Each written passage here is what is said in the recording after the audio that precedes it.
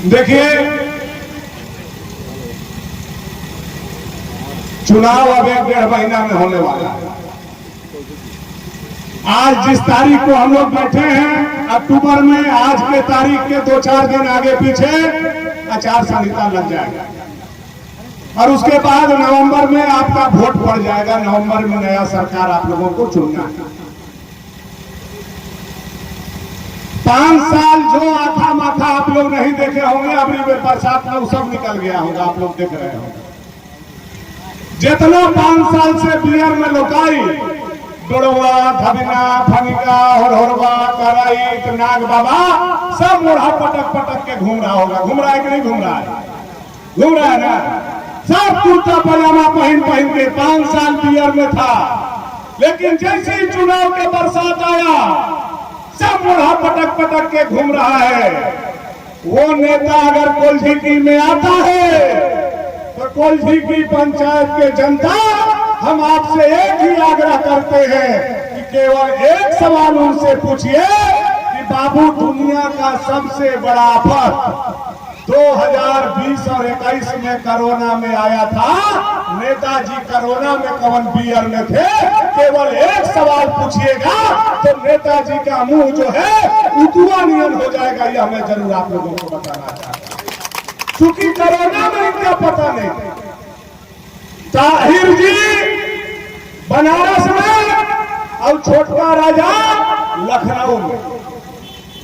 Corona में अगर वो लोग दिखाई दिया होगा तो एक आध आदमी हाथ उठाइए भाई, एक आध आदमी हाथ उठाइए कि कोरोना में ये लोग दिखाई दिया। इससे बड़ा आफत कभी आएगा क्या? इससे बड़ा पहले कभी कोई आफत आया है क्या?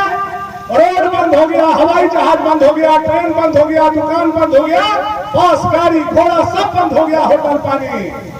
जब जनता को पीठ पुराने का बारी था, नेता महल में था, नेता लखनऊ में था, नेता जाकर के बनारस में एसी में लुकाया हुआ था। लेकिन उस समय भी जनता के पीठ पर कोई मास्क लेकर के, ऑक्सीजन लेकर के, कोई उनके लिए आर्सेनिक एल्बम 30 लेकर के पीठ पर खड़ा था।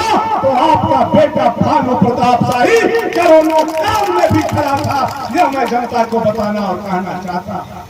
तो आप लोगों को पूछना होगा नेता से कि खाली वोटवे के समय में आते हैं कि दुखों सुखों में आते हैं। आजकल तो ये लोग नेता लोग इतना मरण वेद में हो गया कि पता करके चल रहा है कि केकरा घर मरनी होने वाला है।